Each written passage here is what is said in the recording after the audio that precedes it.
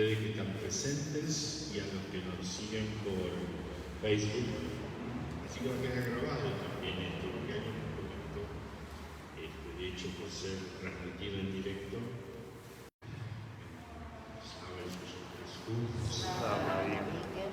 Le damos la bienvenida a todos ustedes y a Aníbal, creo que todos le conocen, ¿no?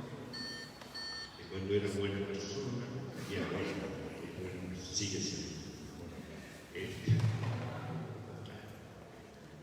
Tratando de ser. Pero bueno, él llegó y la verdad que el hecho de estar entre nosotros y lo que miro, veo los noticieros que salen, las noticias que salen por internet y debo reconocer que es muy superficial la interpretación que dan y hay un desconocimiento de lo que realmente está pasando, por qué esta guerra, qué sucede y qué va a suceder. Para nosotros, guerras siempre hubieron.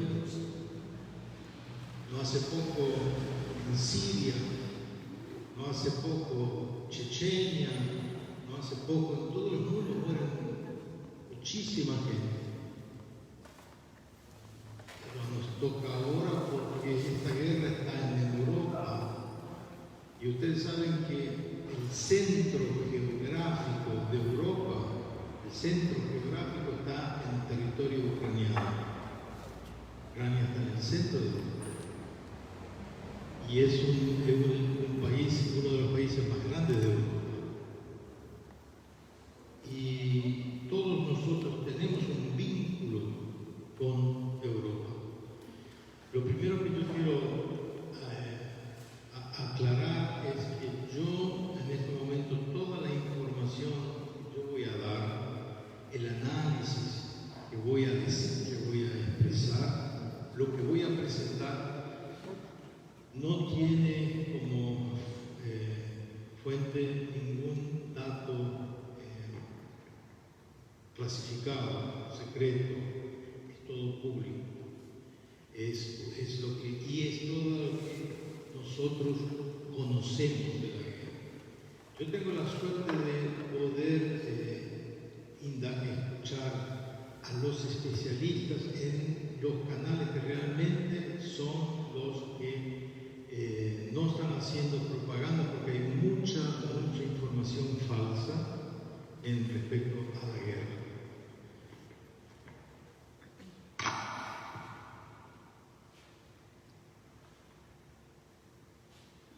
Hablar de guerra es hablar de algo terrible. Hablar de guerra es hablar de muerte, de destrucción, de vidas que mueren inocentemente. Hay más de 350 niños muertos. Hay más de no sé cuántos heridos. Niños inocentes, mujeres. Es hablar de violaciones a mujeres, es hablar de robos, barbarie, de la peor calaña. La guerra es un monstruo feo, malísimo. Pero la guerra es una realidad. Lo tenemos. Y por más que parezca un poco paradójico, la guerra también para nosotros los ucranianos tiene algunas cosas que podemos decir son buenas. No estoy diciendo que la guerra es buena, simplemente estoy haciendo un análisis y entender que la guerra es parte de la historia de la humanidad y toda guerra se inicia y toda guerra termina. Esta guerra va a terminar.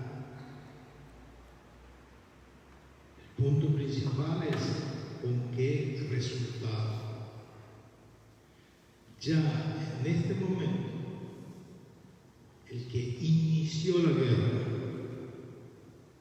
el que se hace llamar Putin o es Putin, estratégicamente perdió la guerra. Punto número 1, inició la guerra para que la OTAN, la OTAN no se acerque a la frontera de Rusia. En este momento, todos estos países entraron a formar parte de una de las derrotas más grandes. Inició la guerra para desmilitarizar. Esa es mi palabra en español, desmilitarizar Ucrania. En este momento, Ucrania es uno de los ejércitos más fuertes que hay en Europa. Y lo que es más importante, entrar en guerra mostró los calzoncillos rotos que tiene la Federación Rusa. Estamos hablando de un país grande, de millones de personas, en comparación de Ucrania, es más de 150, no me acuerdo exacto, pero Ucrania tiene 45 millones de habitantes, un país chico, un ejército grande que estos últimos 10 años, 15, 20 años cuando empezó Putin, se modernizó.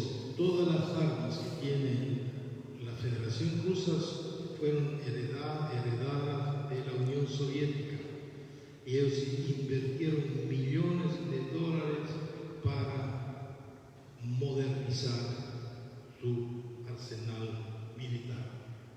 Ucrania, mucho más las mismas armas sin modernizarlas. Entonces tenemos un gran ejército soviético contra un pequeño ejército soviético. Ucrania. No, en el sentido soviético de la cultura.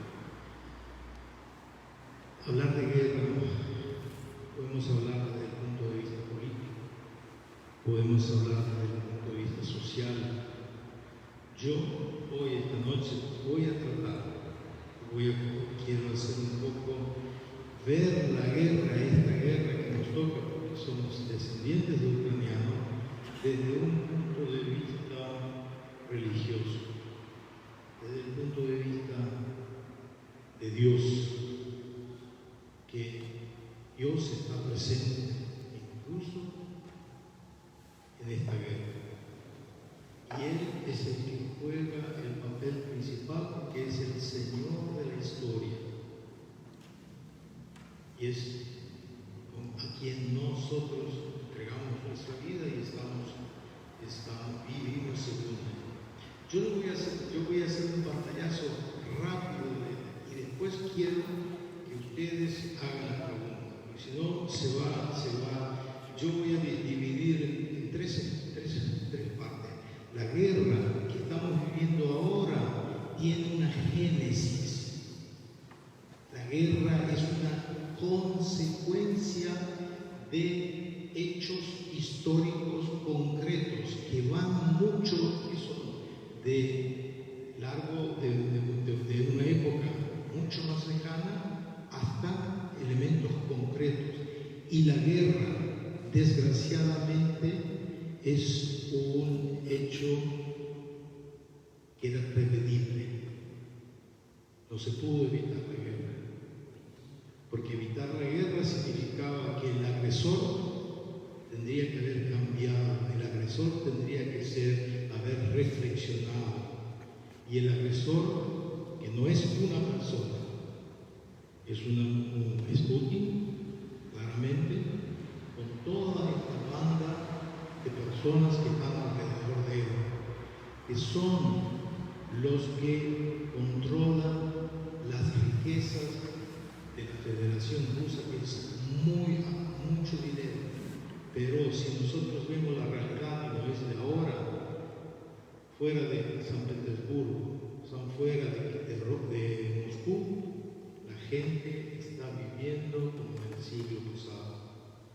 Ciudades sin cloacas, sin gas.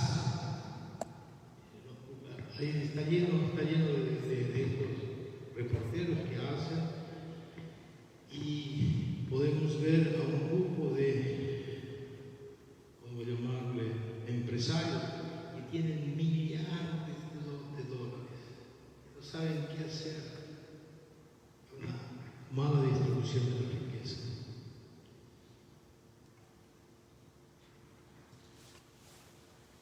¿Por qué Rusia atacó a Ucrania? ¿Puedo ponerme? Sí. Sí, porque no tengo pelo, se me enfría.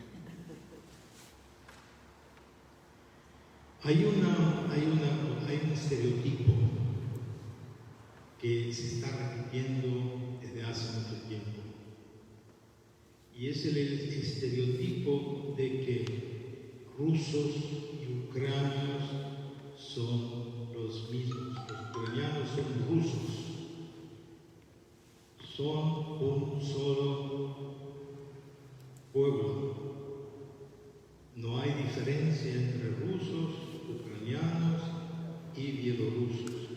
Esa es la propaganda y esa es la base para tratar de mantener o de reelaborar lo que era la antigua Unión Soviética. Putin claramente dijo, la tragedia que sucedió fue que se disgregó la Unión Soviética. Y él cree que va a reformar la Unión Soviética en la Federación Rusa. Ucrania no tiene el derecho de ser un país libre e independiente. Ucrania tiene que formar parte de lo que se llama el mundo ruso. Y es eso, ellos se toman la atribución de sacar territorios de otro Estado independiente, violando todas las normas internacionales para acaparar territorios. ¿Por qué? Porque el pueblo ucraniano y el pueblo ruso son lo mismo. El problema son los fascistas que están en el poder, sin entender que en Ucrania se realizan elecciones libres, cambia de gobierno, lo que no sucede más de 20 años con Putin en el poder. Y no puede, entonces, estoy dilagando mucho, vamos a ir directamente. ¿Qué pasó? ¿Por qué Rusia atacó a Ucrania? La guerra para Ucrania, empezó en el 2014, cuando en la Plaza de la Libertad, de la Independencia, se hace la revolución de la dignidad, y el presidente constitucionalmente electo se escapó de Kiev. Se escapó porque es un ladrón. Los ladrones, los bandidos, que hacen cuando hay cosas, son los primeros que se escapan.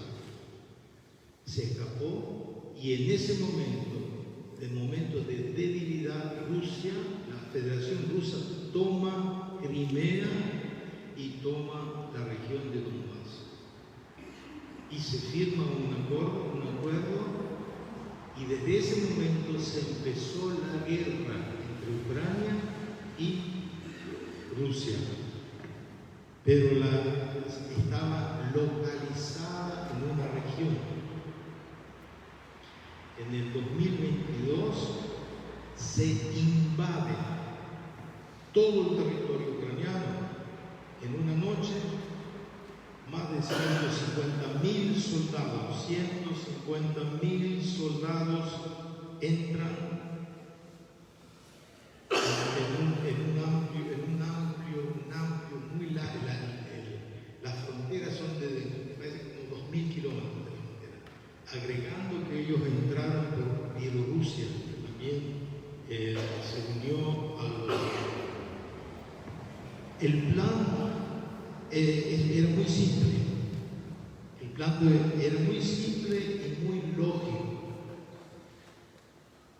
Para hacer un ejemplo, al inicio de la guerra, si la Federación Rusa contaba con 2.000 aviones de caza de bombarderos de guerra, Ucrania estaba en los 100, 120 aviones.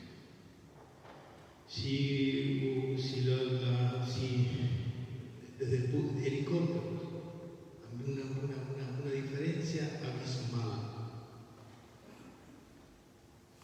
¿Qué pasó? Se invade con la intención de tomar la capital, que desgraciadamente estratégicamente no está bien ubicada porque está a 60 kilómetros de la frontera con Bielorrusia. 60 kilómetros, un tanque a 40 kilómetros por hora, en 3 horas está en la capital. Mandamos 3.000 tanques, en 3 horas, en 6 horas estamos en la capital, le bombardeamos, rodeamos la capital. En la capital, en el centro, 2 meses, 3 meses antes, esa era la carta de Putin, 2, 3 meses antes, los grupos comandos especiales habían entrado en Ucrania y se escondían en departamentos y en casas preparadas para ello. Venían de civil, se escondían, y esos grupos estaban latentes esperando el inicio de la guerra. Cuando inicia la guerra, el segundo día son estos grupos que salen, estaban en la capital, con armas y con los que le iban a abrir el camino para eliminar, asesinar al presidente y a todo el gobierno. Eran 5 grupos sumamente los mejores que tenían. Una vez que eliminaban al gobierno, ya tenían al presidente títere, lo hubieran puesto en el lugar, él toma el gobierno y dice: yo pongo la paz, vamos a hacer la paz.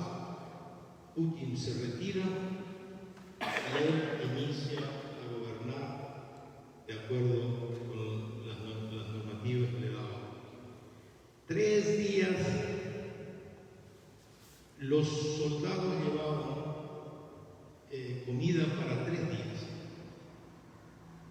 Después, cuando los agarraron, decían, tenían comida para 3 días.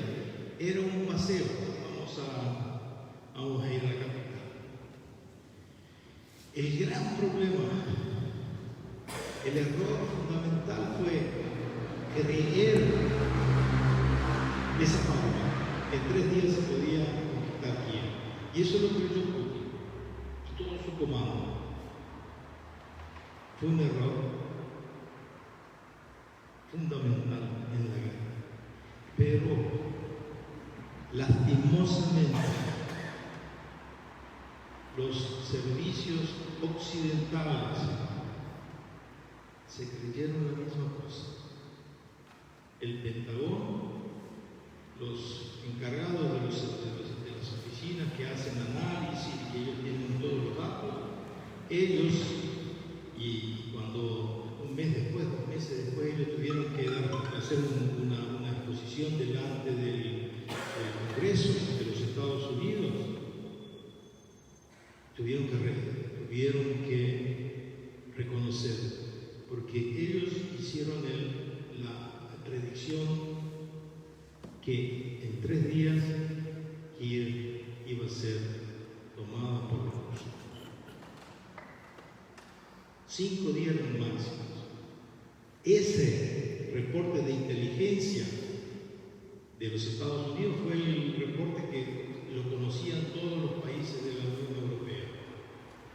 Entonces se hacía una pregunta, porque Ucrania estaba pidiendo, por favor, ayuda, necesitamos armas, necesitamos ayuda. La respuesta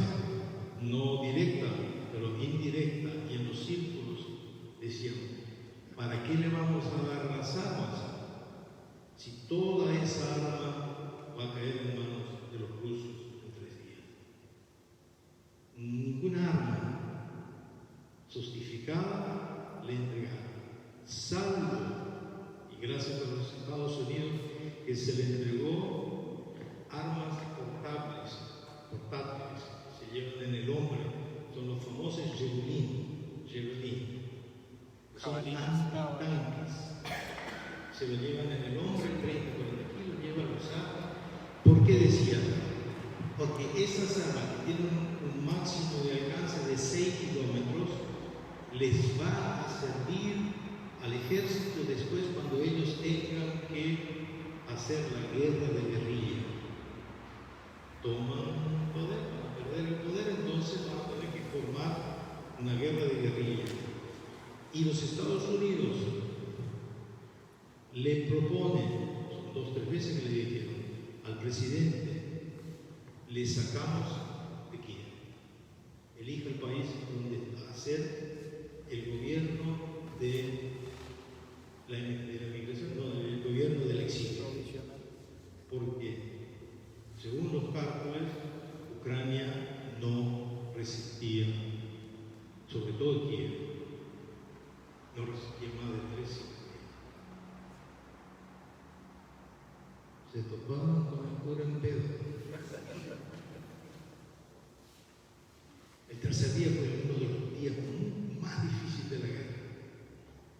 No llegaron a tomar. Yo siempre cuento las anécdotas que después se contaron. Por ejemplo, uno que a mí me gusta, es el más lindo, que a mí me gusta. Al segundo o tercer día lo hacen, están tirando los misiles, la artillería, y son los drones los que indican los objetivos. Y una señora en el piso 12, me parece, en uno de los pisos 12, por la ventana, ve cómo están tirando, están reventando, y ve un dron ruso. Mira lo que había alrededor suyo y encuentra un frasco de pepino cuajado. Agarra, le tira y se vino el dron. O sea, dentro de la tragedia se dan ese tipo, por ejemplo, un soldado en el nombre y apellido, que es el que tenían los tanques del norte, que ya estaban llegando, no había tiempo para hacer saltar el puente. Y él se va, activa y vuela con el puente. Y se trancó la columna de tanques. Eso se le hizo un suspiro. Fue un caos al inicio, hasta que se puso todo en orden. El presidente, todo el cuerpo se quedó en su lugar y empezó la defensa de Ucrania. Hay que reconocer, y lo reconocen todos, que el Estado Mayor, el que es el encargado de hacer decisiones de guerra, son profesionales, pueden seguramente cometer errores, pero son sumamente cuidadosos porque tenemos un ejército chiquito que no tenemos que cuidarla, no hacer pasos que puedan ser fatales. Cuando yo digo un ejército chiquito, yo estoy hablando relativamente, porque un ejército son los profesionales de la guerra. Antes de iniciarse la guerra, se crean los grupos de control territorial, que se llaman grupos. Entonces, cada pueblo, todos los hombres se juntan, se organizan, cada uno trae el arma que tiene. El ejército da armas y ellos ponen los bloques de control en el pueblo. Entrada, salida, día y noche son ellos los que controlan el territorio. En el territorio de aquí hay muchos bosques. Ellos patrullaban los senderos, ellos conocen, saben los senderos. Entonces, todo ese control territorial trabaja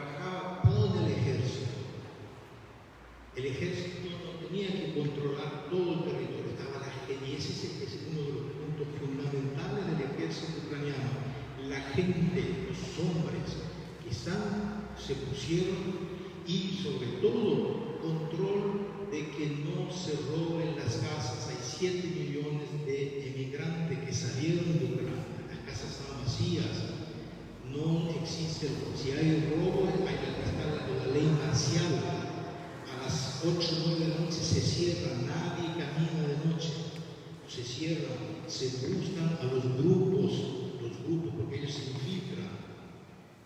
Y muchas veces estos grupos hicieron actos de guerra realmente dignos de un ejército. Los partisanos. No son partisanos, son grupos de control territorial. Porque ellos no... partisanos son donde los rusos llegaron a controlar el territorio. Donde ellos controlan, sí. Que hacen guerrilla. Ahí se organizan, pero es clandestino. Estos son legales, grupos, se cierran, no se entra en la ciudad sin pasar por los filtros de eso. Ese es el gran ejército ucraniano. Decimos que poquito, chico, que pasó a ser grande y controlan el territorio, le hacen frente al... ¿Qué pasó? Y esa es la primera etapa. ¿Qué pasó que le echamos de Kiev? La intención principal era tomar Kiev.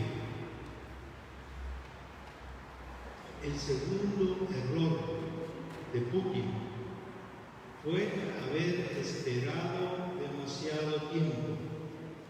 Estaban las Olimpiadas en Pekín.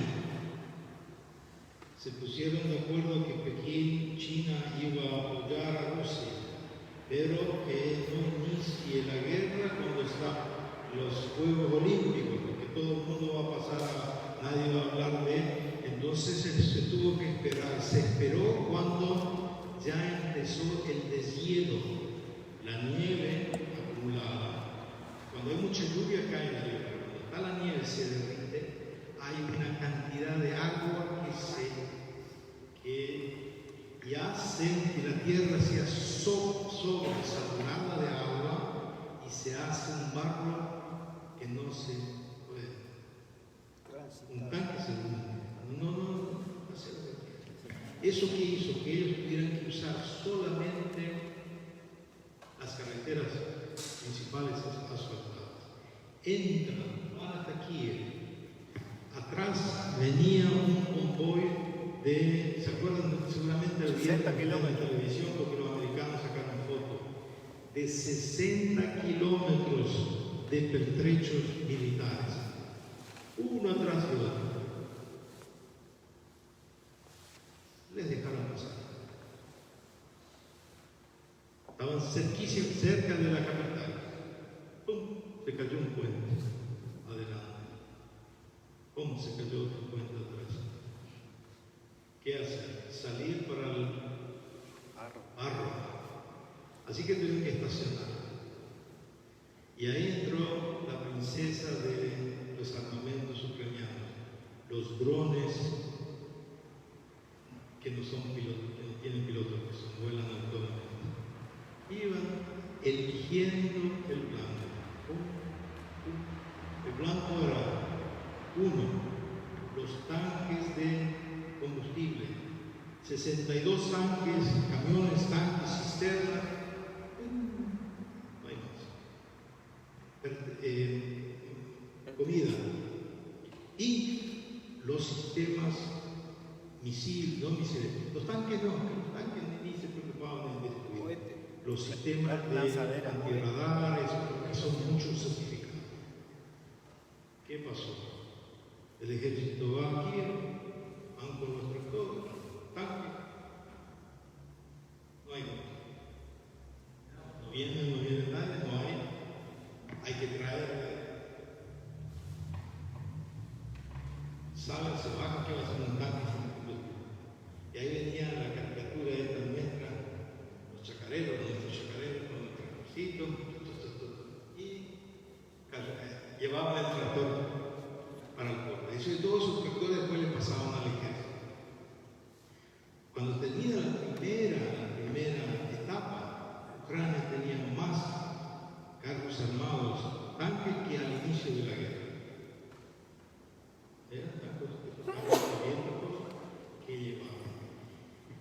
No pudieron, logísticamente no pudieron mantener. Entonces, ¿qué hacen?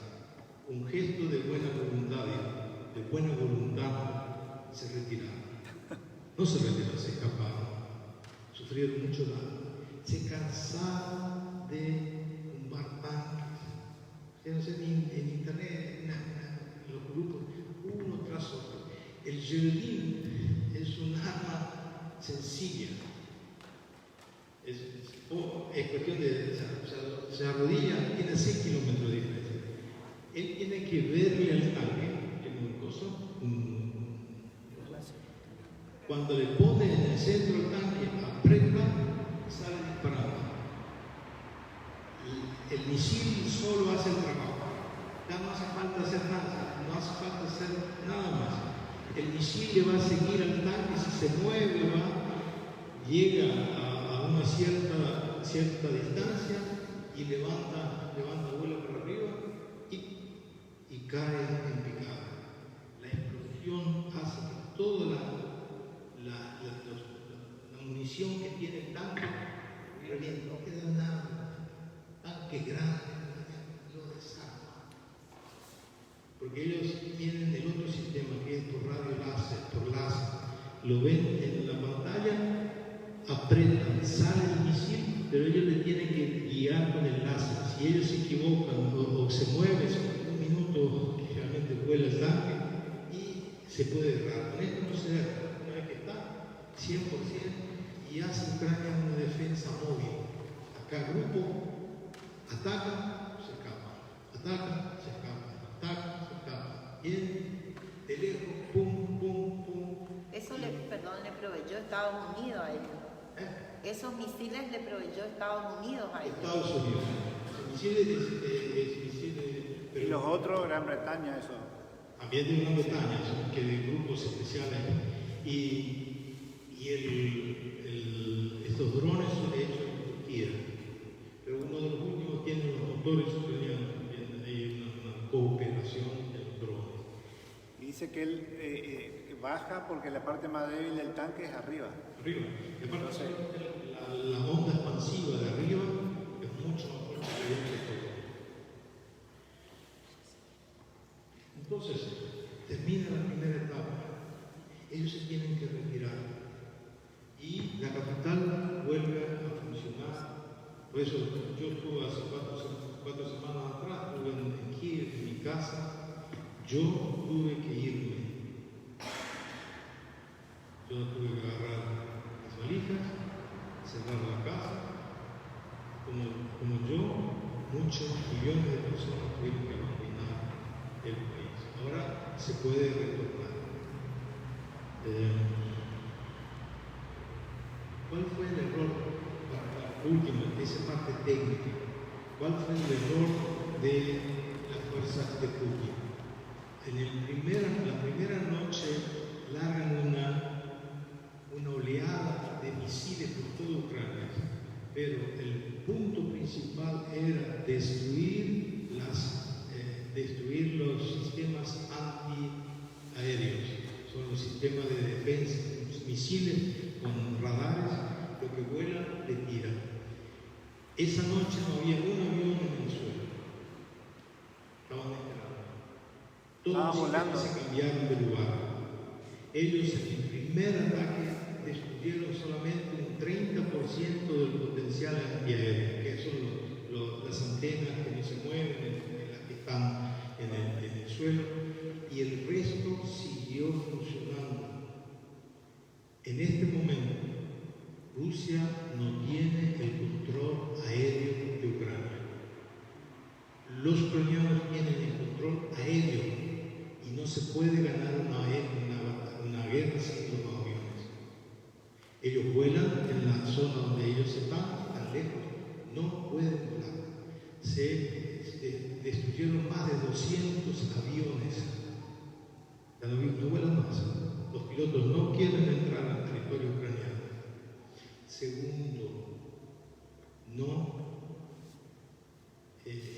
destruyeron la comunicación. Si querés destruir un ejército, le tenés que cortar la comunicación para que no puedan saber, no se comuniquen, no hablen. En toda la guerra teníamos Wi-Fi. Yo de cualquier parte del mundo hablaba por Wi-Fi, con WhatsApp, con personas que estaban en Ucrania. Gracias a ellos destruyeron las antenas de los teléfonos. Pero esta empresa norteamericana, con los satélites, regaló, entonces ahora hay internet satelital. No hay modo de destruir. Entonces, sin que son elementales para una guerra. Y el error mayor fue que los servicios de inteligencia rusos le dijeron, los reportes decían que Ucrania no va a luchar, se van a entregar. Y todos, sobre todo todos los soldados, casi todos, en el primer momento recibieron mensajes mensaje en el teléfono diciendo: ríndanse, no se preocupen. Y ya son seis meses de la guerra. Ellos se retiraron, se fueron a la parte de la frontera y empezaron a luchar en determinados lugares. Ellos quieren tomar la provincia de Luhansk y la provincia de Donetsk, la provincia que ellos decretaron antes de la guerra, que son estados libres. Un día antes. ¿Qué pasó? Fue el momento más difícil de la guerra para Ucrania. El último mes, el mes pasado, fue el momento en donde nosotros perdimos más cantidad de soldados. Fue muy duro. Ellos llegaron al 97% del territorio de Ucrania, pero le falta ese 3% para decir no todo, porque ellos que quieren anexar, le falta el 3%, entonces no pueden hacer. Y de Donetsk el 50%. Cambiaron de estrategia, trajeron otro general. Los soldados están desmoralizados, los soldados no quieren pelear. Tuvieron muchísimas bajas, absurdas bajas. Perdieron más soldados en todo eso, esa historia. ¿Cuál fue la estrategia? Traer la artillería. La artillería tiene un alcance de 25 kilómetros, 20-25 kilómetros. Entonces está el pueblo de Santa Inés, Carupá, y empieza el bombardeo. Calle por calle, edificio por edificio, día y noche, destruyendo la defensa, esconden y caen. Llega un momento, no hay lucha, hay que retirarse. Habíamos soldados, no iban a pelear, había peleas, pero esa era la estrategia. Y nuestra artillería, para responder, porque cuando hay dos artillerías, cuando una artillería tira una bala de ellos, están los radares. Inmediatamente el radar determina de dónde salió, por el ruido, de dónde salió esa bala. Manda el comando a la artillería y en 1 minuto y medio de acá sale ya en respuesta y cae en el lugar donde salió la bala. Esa es la guerra de... Entonces, si vos tenés 1 minuto, tirás y 1 minuto y medio, si te queda más tiempo. Pero ¿cuál era el problema? Que nuestra artillería no llegaba a los 20 kilómetros.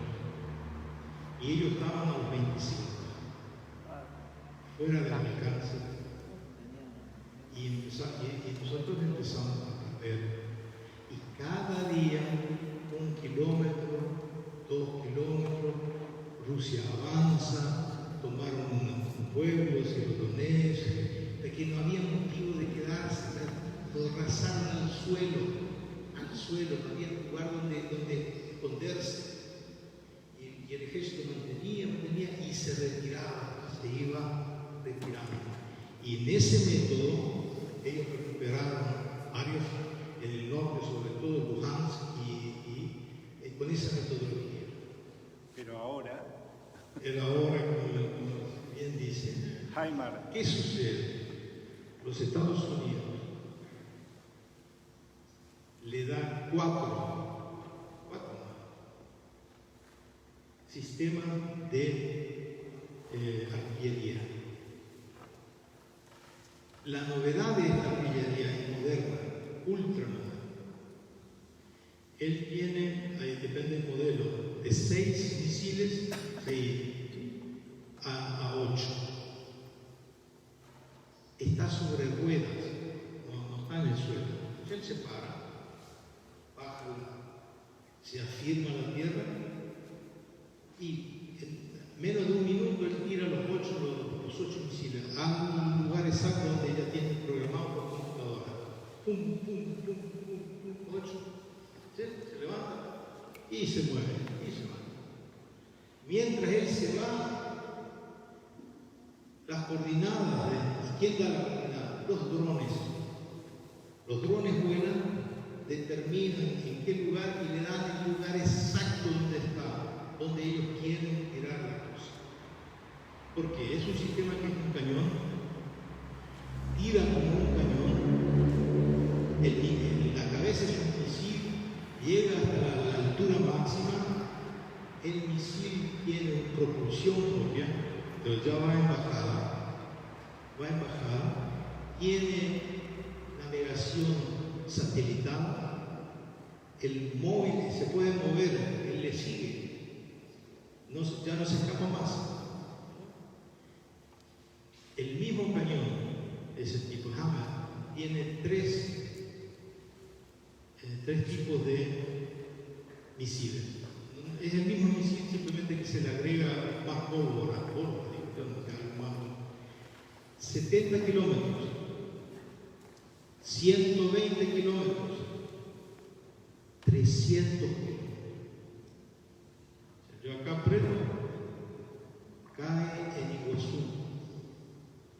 Imagínense la tragedia de la guerra, cuando son 300, tenemos los de 70. Entonces, ¿qué hace el ejército ucraniano?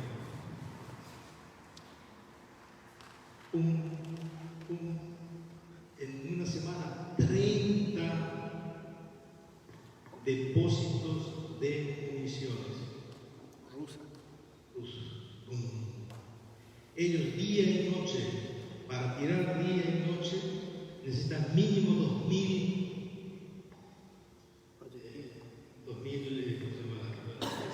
misiles. Tiene que tener cerca. Eso empezaron a volar 60, 80 kilómetros, todo eso. Y ahora no pueden decir, por esa estrategia se le terminó. Porque tiran y traer con un camión, cada uno de esos misiles pesa 70, 80 kilogramos. Un camión cargado, hacer 80 kilómetros para traer un camión. Los camiones, la misma estrategia del inicio, romperle la logística. Se quedaron sin poder seguir eso. ¿Y qué pasó ahora? En este momento, los especialistas militares dicen: Rusia, todo el frente que tiene, no tiene más capacidad de atacar. No puede atacar más. Porque para atacar uno necesita tener mínimo 3 soldados a 1. Porque uno sale y ataca. El que está escondido, mira. Es más fácil defender que atacar. No puede atacar. ¿Qué está haciendo? Va a defender. Ucrania no puede atacar porque no tiene la cantidad Y no de artillería, soldados, artillería. de armas. ¿Qué sucede? Ucrania tenía las reservas, las municiones de la Unión Soviética. Ucrania no fabrica esas municiones. Europa no fabrica ese calibre. Solo Rusia, la Federación Rusa fabrica. Y nos quedamos sin munición, nos quedamos sin tanques, sin aviones.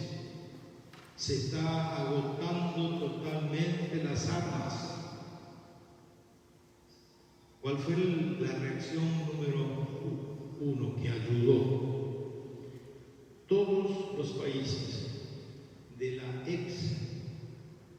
ex pacto de Varsovia, Polonia, Hungría, todos esos países tenían armas todavía soviéticas. Ellos lo tenían y algunos estaban modernizadas. Entonces, ¿qué hacen? Esas armas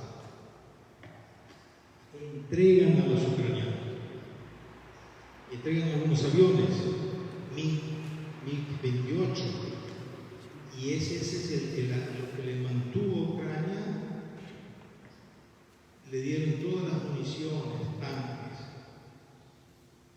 pero eso no alcanza. Con esa ayuda se paró la guerra, entonces llegó el momento de la verdad de la guerra. Ucrania no puede echar a los... La situación de Ucrania es sumamente complicada, sin armas y con 700.000 soldados de reserva. Y fue hace 2 meses atrás que los países europeos, especialmente Estados Unidos e Inglaterra, entendieron que Ucrania no puede perder la guerra. No, que Ucrania puede perder. Putin no puede ganar esa guerra. Porque si Putin gana Ucrania, Estonia, Lituania y Polonia van a ser el segundo paso. Si Putin gana en Ucrania, el derecho internacional está totalmente calpestado. Todos los principios básicos se rompen, porque un dictador con armas nucleares va a dictar y va a hacer bloque, porque la guerra no se va a fermar en ningún lado. Entonces, 40 países hicieron una declaración y se reunieron los ministros, y para eso Zelensky y el ministro de defensa,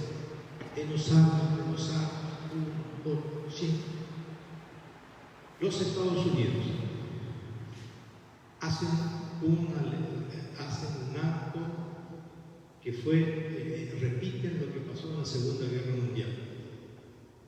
Es un proyecto especial de, yo no me acuerdo si 30.000 millones de dólares o 40.000 millones de dólares. No me acuerdo la cifra. Un plan Marshall. Un plan Marshall. El plan Marshall es de reconstrucción. Ese es otro. Ellos ahora van a empezar 30.000 millones de dólares. Da a Ucrania para que Ucrania compre todo el arma que necesita. Ellos dan el dinero. Las armas que necesitan están dentro. Eso incluye aviones, eso incluye todo tipo, todas las armas que necesitan. Inglaterra, Alemania, Francia, están dando todo ese tipo de armas. Ahora, ¿qué está pasando? La guerra está estancada. Rusia no puede atacar, Ucrania no puede contraatacar. ¿Qué están haciendo? Las reservas se están entrenando con las armas que no son más soviéticas. No hay más armas soviéticas en el mundo. Son todos armas de y son todas modernas. Necesitan práctica. Los soldados tienen que aprender a manejar esas armas y eso lleva tiempo. Y el momento que Ucrania empieza el contraataque, lo va a hacer con las armas nuevas que tiene. Rusia tiene un problema gravísimo, no tiene soldados. Fueron más de 120.000 eliminados, no hay más. Putin, en cuanto él hizo toda la propaganda y nunca llamó guerra, esto es una operación especial, todo va bien, todo va según los órdenes, todos los días ellos tumban aviones, tumban tanques, la gente está totalmente tranquila, no pasa nada, solo... Dice que destruyeron los HIMARS y Estados Unidos dice que no. No, es porque nosotros tenemos traqueado, ellos tienen señalizado, saben si le destruyen o no. ¿Cuál es para Ucrania una de las cosas que más ayuda? El apoyo logístico. El apoyo logístico de los satélites. Y aparte pienso que a la OTAN le conviene. Entonces, nosotros tenemos los datos donde están exactamente los depósitos, porque están los camiones, mandan, o sea, ellos de arriba miran, no, acá está un depósito, acá estaba por aquí, y dan las coordenadas, ¿no? Tengo que ir. Y siguen ese tiempo. Y ahora van a ser 120. Te desmoraliza, se rompe. Y los centros de comando, lo que hizo esto, porque estamos hablando de lo absurdo de un ejército grandísimo, ir a perder tan idiota, de la manera más estúpida, de la manera imposible, ¿no? Aparte del ucraniano que defiende su tierra.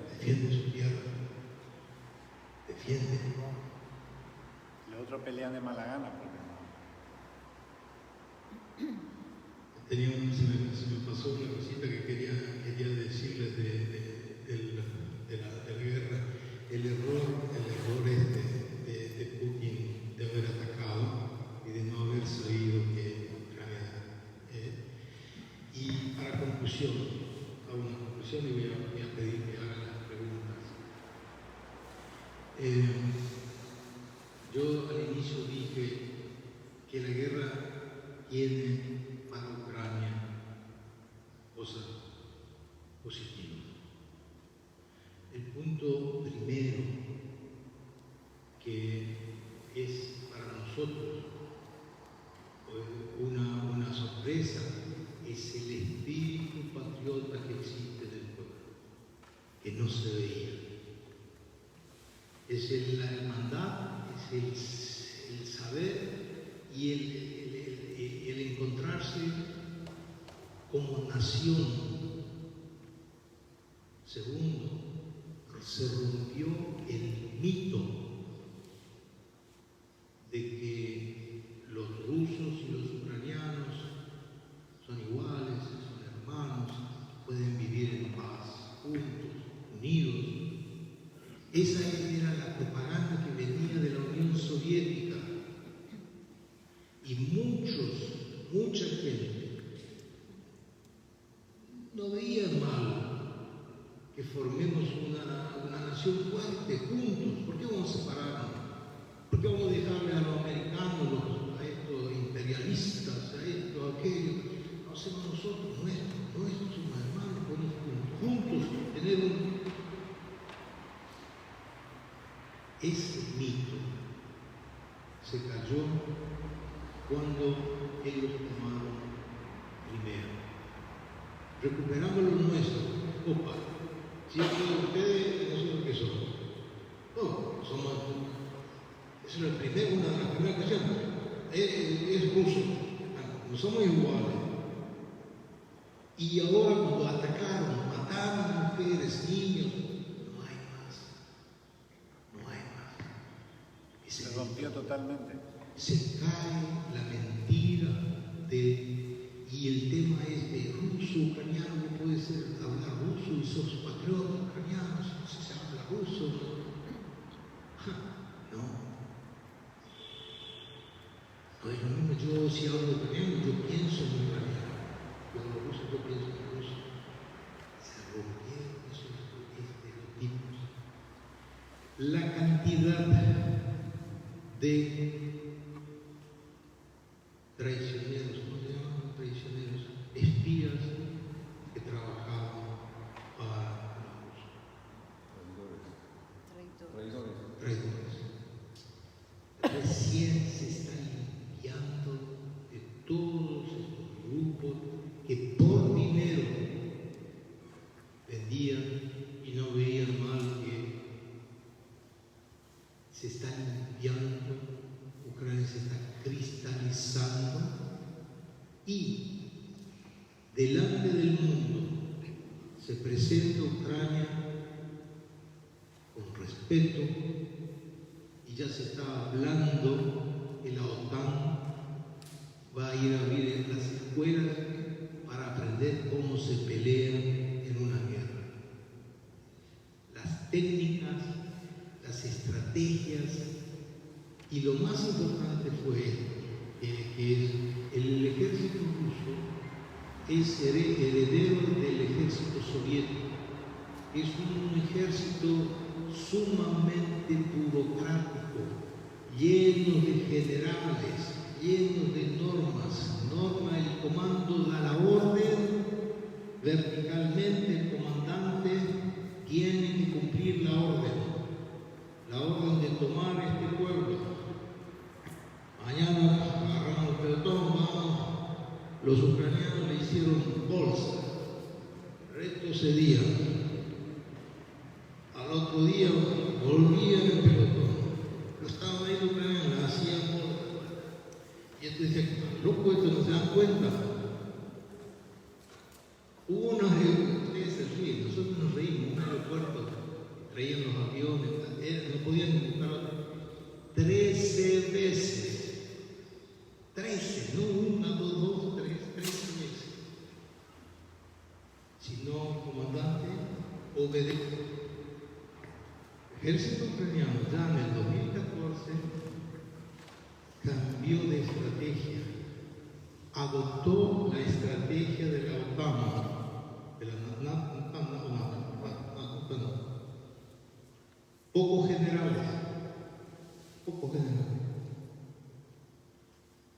La mayoría de los coroneles son los que manejan, y los comandantes en el lugar. El comandante cuando recibe la orden, tomen esto.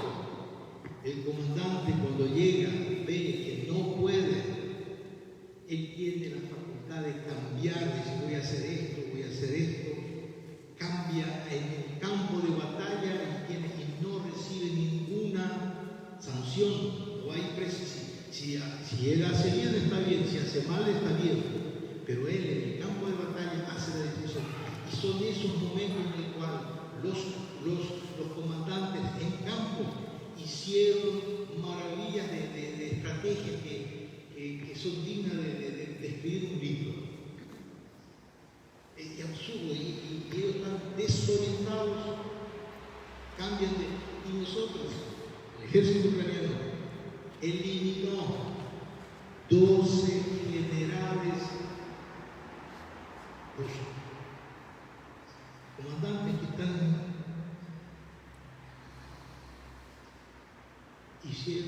haciendo lo que pueden.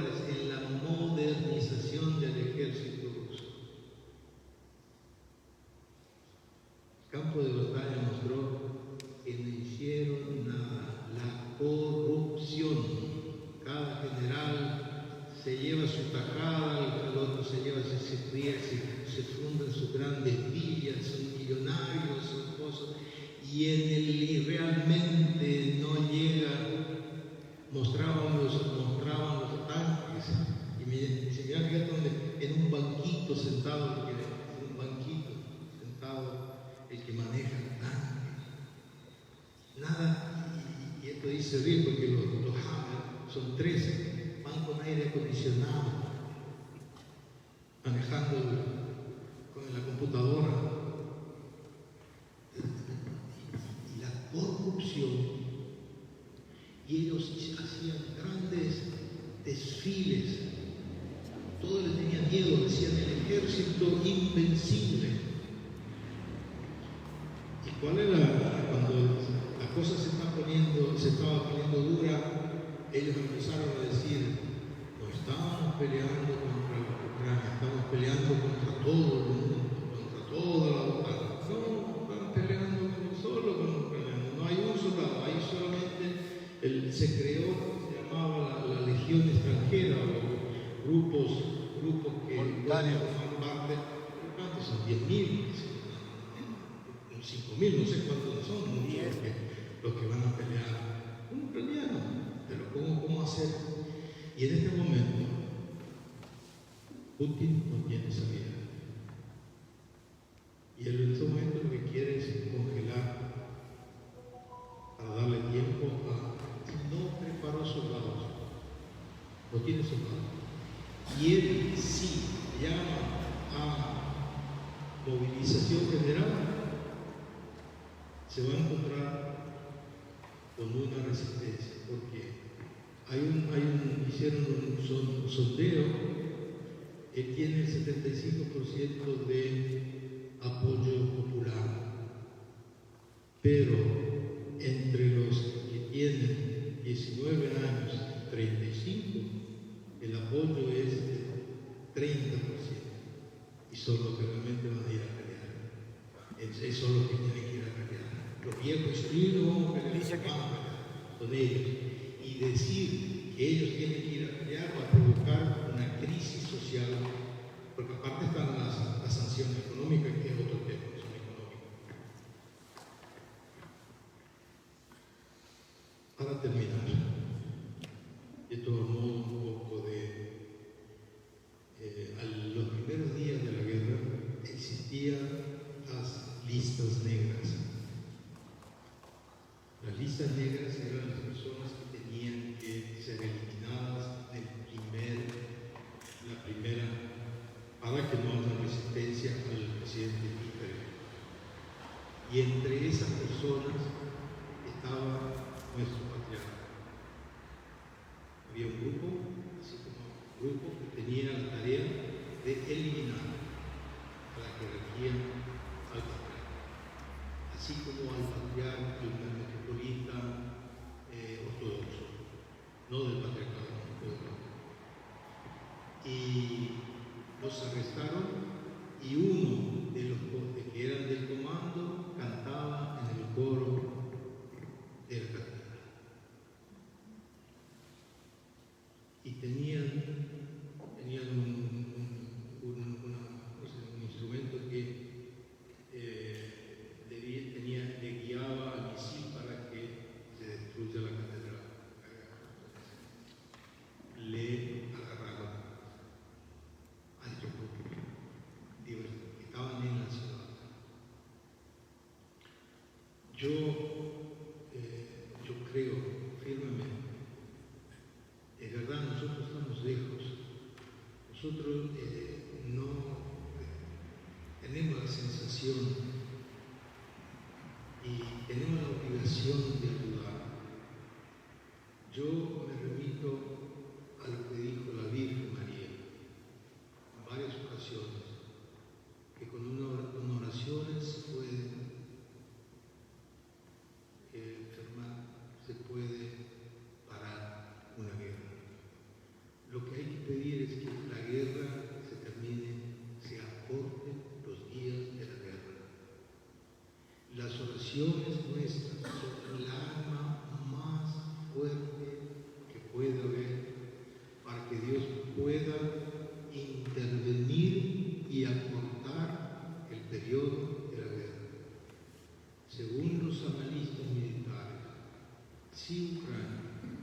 recibe todas estas armas estará en condiciones de echar del territorio a todos los rusos, incluso de Crimea.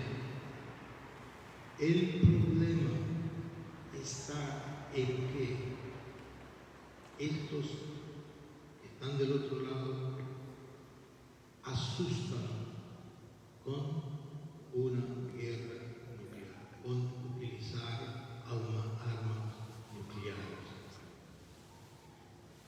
Los Estados Unidos claramente ya dieron su posición. Todos los países están tratando de que la guerra se termine entre Ucrania y Rusia y que ningún otro país se interfiera. La Putin quiere que alguien interfiera para decir que está peleando con la NATO, no con Ucrania. Para ellos es una vergüenza perder contra Ucrania. Están diciendo que están peleando con la NATO, pero ellos buscan el modo y están asustando con esta la central atómica. Están jugando con un juego. Ya asustaron tanto que ya nadie está asustado. Ya ocuparon esa carta demasiado.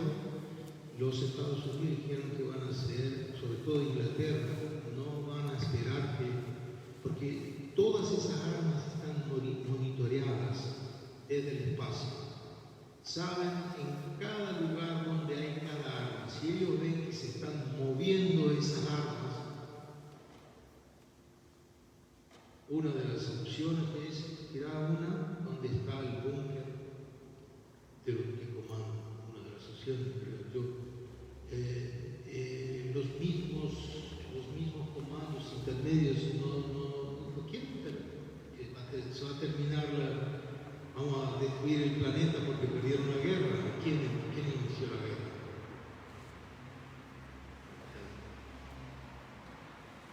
Entonces yo les pido que por favor hagan especiales acciones sobre la paz, por la paz, para que la guerra termine antes de tiempo.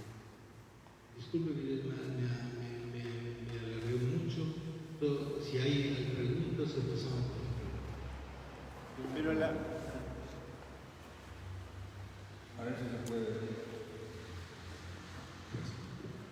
a ver si se puede entender la posición del patriarca ruso Kirill, que está a favor de esta invasión. Okay. El patriarca Kirill claramente dijo, y hay videos, que la Federación Rusa no invadió ningún estado, porque para ellos Ucrania no es un estado, no tiene derecho a ser un estado. Para ellos es parte de Rusia. El gran drama de los rusos es que cuando en Kiev había universidad, donde está Moscú ahora, era un barrial todavía y los sapos trataban. Moscú fue creado mucho tiempo después. Y hablar de hermano mayor, y entonces ellos dicen, somos herederos de la RUS.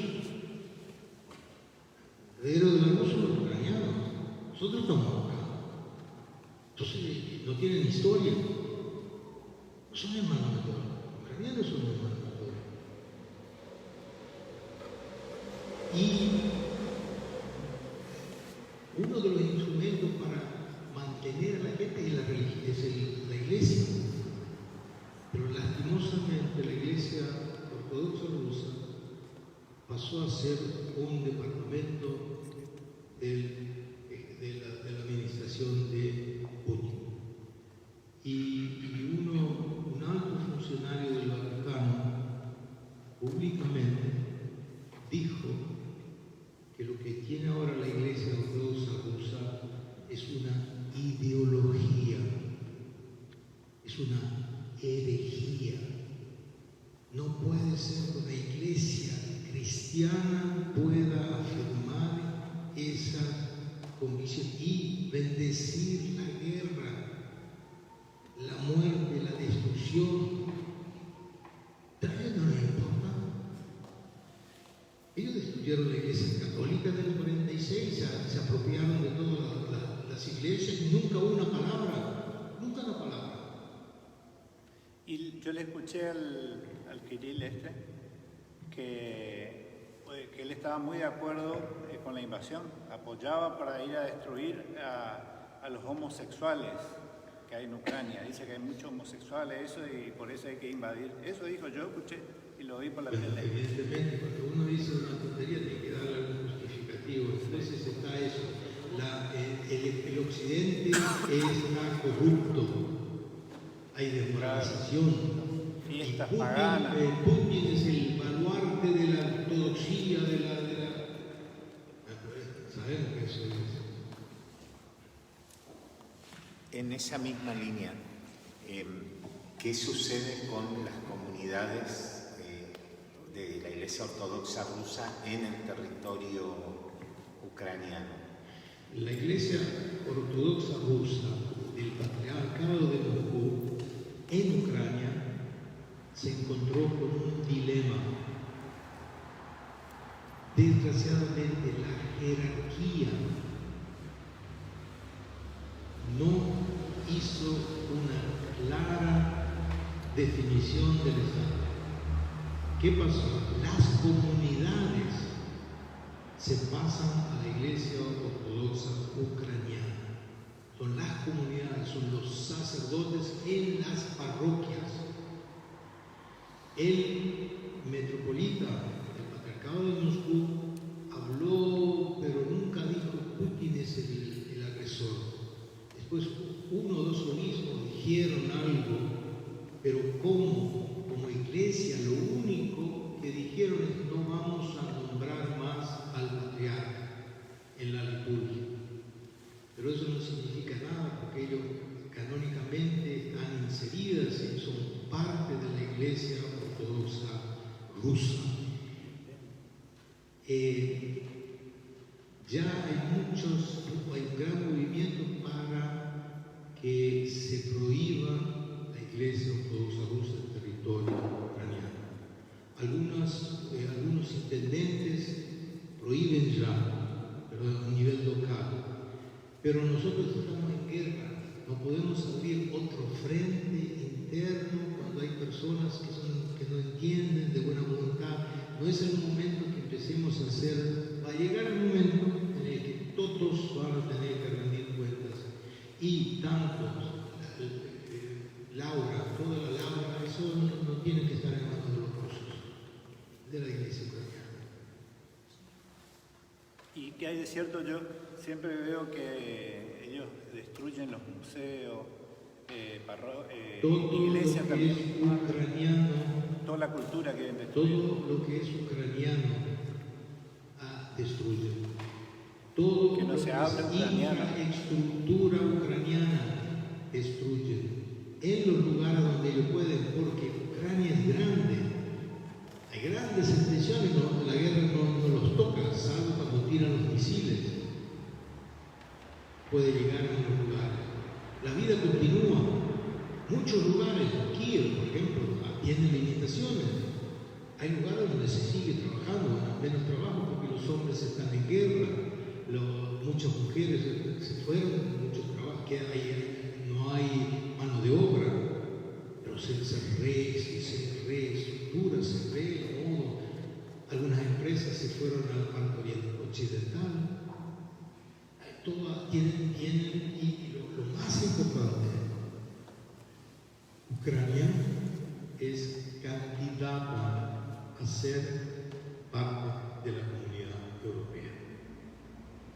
Lo dieron como signo. Ucrania tiene derecho ya a ser parte de la comunidad europea. Las banderas de Ucrania y de la Unión Europea ya flamean juntas en todas las instituciones. Ucrania tiene que adaptar el sistema de leyes de acuerdo al estándar de la Comunidad Europea. Años estuvimos peleando para adaptar, siempre se bloqueaba, siempre había los que no querían, y Ucrania estaba en un letargo, una pelea interna de ir a Europa, de ir a Rusia, de ir a Europa, de ir a Rusia, y no se hacían las reformas, se pierde tiempo, no se puede hacer las reformas. Ahora es claro, OTAN, Comunidad Europea, hay uno que, aunque uno de las últimas estadísticas decía que había todavía un 3% de apoyo a Putin. Pero son personas mayores, son personas... Y esa era mi próxima pregunta, porque los pueblos ocupados, se fueron muchos ucranianos de ahí, o siguen, en Lugansk y Donetsk, el 50% y el 90%. Eso que tomaron los rusos ahí. Todas las regiones en donde va a haber un contraataque, obliga a la población a salir. Salgan, les llevan, porque para el ejército es mejor que no haya gente.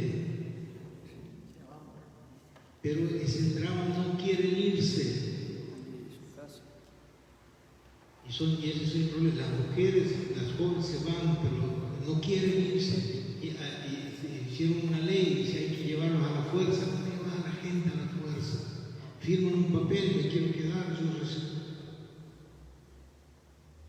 Pero la gran mayoría de los lugares en donde ya se prevé el frente de batalla, el ejército y la viceministra de Defensa dijo, salgan, llevan todos los días, hay trenes, porque después empieza la guerra y quieren salir, y ahí empieza todo el desbarajuste, y soldados que tienen que arriesgar la vida para sacar personas que no quieren irse en su primer momento. ¿Qué acciones lleva adelante el Papa Francisco? ¿Qué acciones lleva adelante el Papa Francisco? El Papa Francisco, los ucranianos están un poco incómodos con el Papa Francisco. El Papa Francisco algunas cosas no entendió o le interpretaron mal. Él dijo algunas frases que no cayeron bien. No son le culpó a la OTAN. Le culpó a la OTAN. Él trató de minimizar algunas cosas y no se definió que aquí se está peleando el bien con el mal. Y nadie me puede pedir a mí que yo perdone. Yo perdone, eso digo, perdón, hay que perdonar, pero nadie me puede obligar a mí a perdonar cuando me siguen violando, me siguen robando y me siguen matando. El perdón viene cuando se para de hacer la acción, reconoce el error y me pide disculpas y yo le perdono. Es injusto, no se puede pedir el perdón en la violencia. Al principio decías que iba a hablar de Dios. ¿Cómo es el tema del papel de Dios en la guerra? El papel de Dios, y esa era la conclusión mía un poco, Dios es el Señor de la historia. Y ese es el gran misterio, que a pesar, porque una guerra nunca se justifica, no hay motivo para la guerra. La guerra es un fracaso desde el punto de vista estructural de una sociedad, de un grupo de personas que toman las decisiones porque contra el plan de Dios, que es destruir, matar. Pero acá nosotros tenemos que hacer una reflexión, porque si nosotros leemos el Antiguo Testamento, se le atribuye a la guerra, a Dios también, como el promotor de algunas guerras. Entonces, desde el punto de vista teológico, es un capítulo que merece analizarlo bien, pero en el fondo, el mensaje que yo quiero dar es que, y es lo que yo veo desde el punto de vista positivo, que tiene parte positiva. Esta guerra está forjando una nación, esta guerra está haciendo cosas, está rompiendo los esquemas. Yo vi nacer a Ucrania como independiente. Yo, después de 10 años, después de 20 años, 5 años, hablando con los mismos ucranianos, me decían, nada, no podemos salir, no sé, una frustración. Cuando yo decía, estamos caminando muy bien, podría ser mejor. Hay cambios que llevan tiempo. La guerra está acelerando los tiempos. Termina la guerra y prepárense. El mundo no va a ser igual de lo que es. Significa la misma Europa ya está cambiando, los ejes se están corriendo. La Federación Rusa va a disgregarse, no puede sostenerse más. ¿Y esta guerra va a servir para eso? Y la guerra, lastimosamente, para nosotros, es el punto que hizo que una nación, un imperio con armas nucleares se disgregue. Y van a surgir, ya hay en la República, en la Federación Rusa, 15 repúblicas. El elemento eslavo, el elemento ruso es mínimo. Rusia va a quedar un pequeño estado. Van a surgir las regiones que ya hace tiempo ya están con intenciones. ¿Por qué? Porque de esas regiones vienen los bienes, oro, gas, madera, y la cuenta, el dinero se queda en Moscú. Y si es nuestro. Y de ahí pues viene algo. Pero esa es la lógica. Y el resto son todos pobres, como dijiste al principio. Ni cloaca ni nada.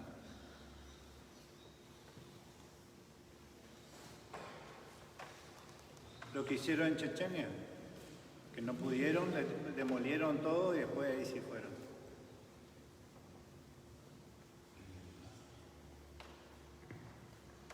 Y yo digo, como vos dijiste que Ucrania estaba surgiendo, se estaba europeizando, por eso Putin invadió, para que no suceda eso. Y era el último acto que pudo hacer.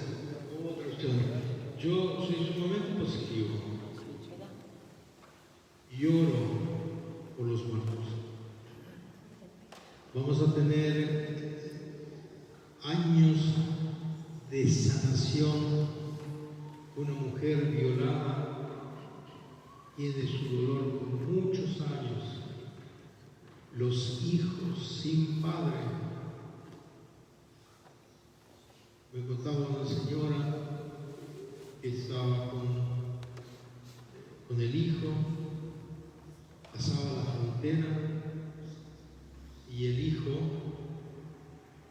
le contaba a ella que el papá se quedó en Ucrania a defendernos.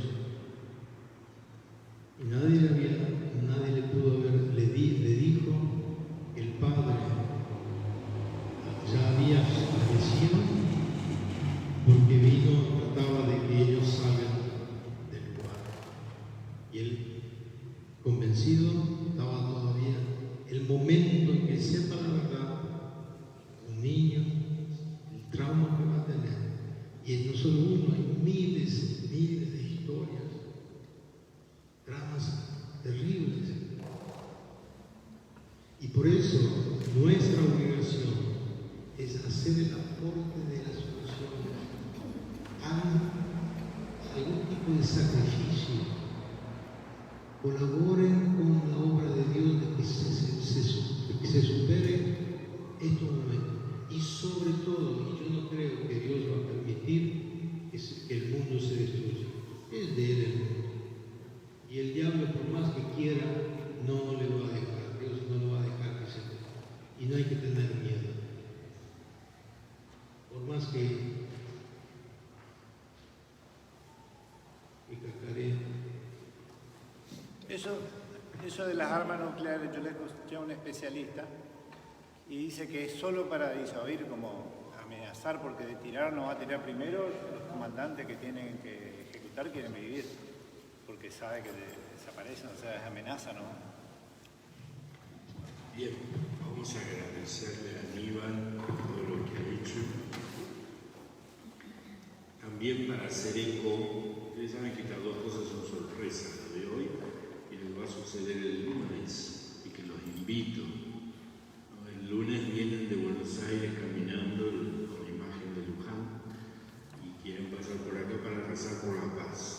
Esto que pide Aníbal, que todos sabemos. Así que el sábado, el lunes a las 7 de la tarde, vamos a encontrarnos en la plazoleta de Ucrania, vamos a venir acá después caminando a celebrar el día de la dormición de la Virgen. Y bueno, yo lo considero un gran don, que es ellos solos que ofrecieron eso, es un gesto lindo, después se van a Aparecida, a Brasil, siguen caminando. Entonces son dos regalos, tu presencia, tus palabras. Creo que muchas cosas las sabíamos o no, pero la mirada fue muy linda, me parece a mí, muy interesante, que quizá hay que seguirlo hablando, no hay muchas cosas más. Gracias por la presencia, no sé, se le da un aplauso a Teresa.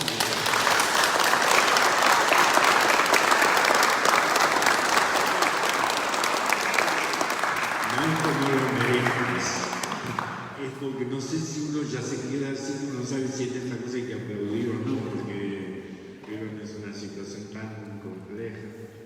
Pero vieron, creo que también nace en nosotros, Aníbal, en todos, un sano amor a la patria de nuestros mayores. Muy equilibrado, porque también nosotros a veces no sabemos quiénes somos. Ahora vamos.